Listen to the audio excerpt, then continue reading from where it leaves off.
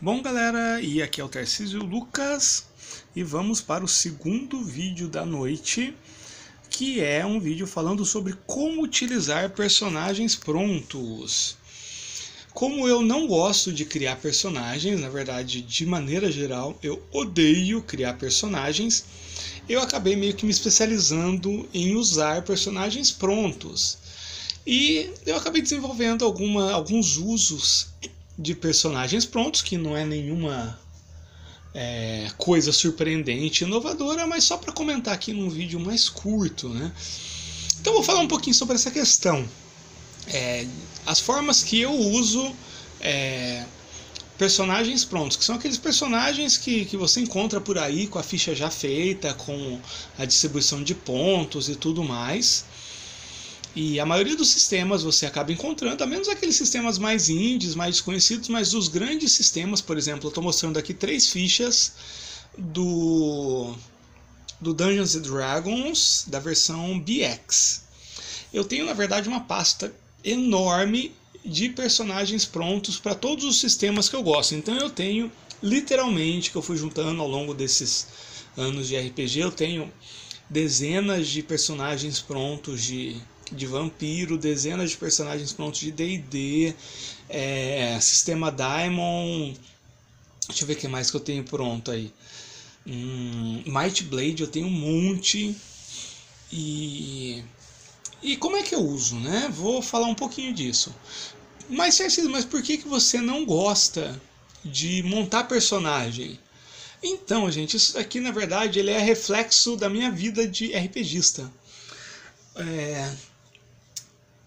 No começo, desde o começo, né? Eu comecei a jogar, acho que eu tinha 12 para 13 anos. Então no começo eu montava meus personagens. Mas pouco tempo depois, quando eu tinha 15, eu comecei a trabalhar e estudar junto e aí ficava muito difícil arrumar tempo para me dedicar ao RPG. E eu descobri nos personagens prontos uma forma de encurtar o tempo, né? De não gastar esse tempo livre criando fichas e sim jogando. E aí, naquela época era bem mais difícil achar personagens prontos, mas eu já corria atrás disso. Eu pegava alguns personagens NPCs que saíam em aventuras da Dragão Brasil e transformava em personagens meus. E isso foi ao longo da vida, assim. Não que eu não goste, mas é um tempo que eu fui preferindo gastar jogando do que criando personagem. Então o que eu fazia? Eu pego uma ficha dessa, mantenho todos os atributos e mudo a história. Aí eu crio a história que eu quiser. Eu não levo em consideração a história daquele personagem. Mas toda a parte de distribuição, criação, eu acabava pegando. Nos sistemas em que a criação do personagem é mais aleatória, como os old school, eu gosto bastante porque é rápido, é simples. Agora naqueles que trabalham com distribuição de pontos, tipo sistema Storyteller, Diamond, aí realmente não é minha praia. Então eu acabei criando isso, e ao longo do tempo eu fui usando personagens prontos para muita coisa. Então como eu uso esse tanto de ficha que eu fui colecionando? Quando aparecem NPCs, por exemplo. Eu joguei lá, tô jogando solo e de repente apareceu um NPC. O que eu faço?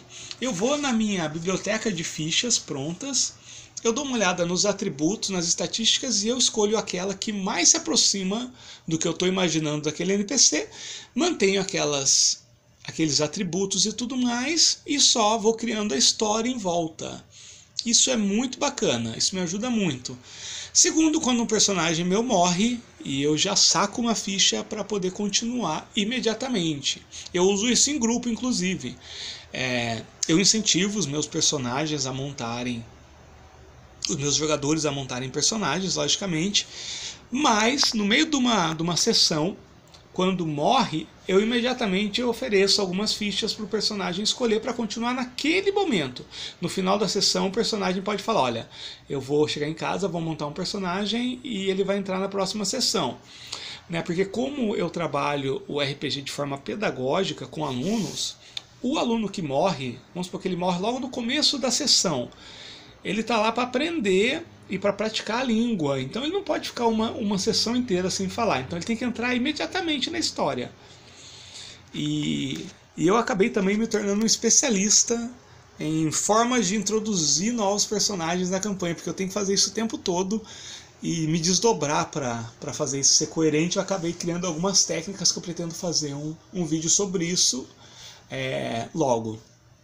Mas eu uso isso. Um personagem meu morreu, eu já pego uma ficha, já vejo igual se adapta melhor para aquela situação e continuo a partir daquilo.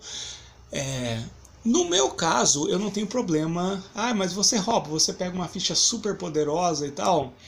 É uma outra característica minha também. Eu gosto de personagens com atributos fracos. Por exemplo, se for de level, eu adoro personagens de nível 1, 2, 3 no máximo. Mas é uma característica minha. Como regra geral, então, para você não roubar ou achar que está roubando, pegue um personagem que esteja no mesmo nível ou um pouco menos daquele que acabou de morrer e vai ser substituído. Isso é bom porque até aqueles personagens NPCs que aparecem que são bem inexpressivos, você pode já sacar uma ficha para ter os atributos dele em caso de necessidade. Você tá interpretando uma aventura de Shadowrun e você pegou carona com um cara que dirige uma máquina super potente. Ele vai ser só um NPC que vai te levar para tal lugar, mas já deixa uma ficha separada, porque vai que a cena, a ação te leva a usar ele, já deixa aquilo separado. Então nesses casos é muito bom você ter fichas de personagens já à mão.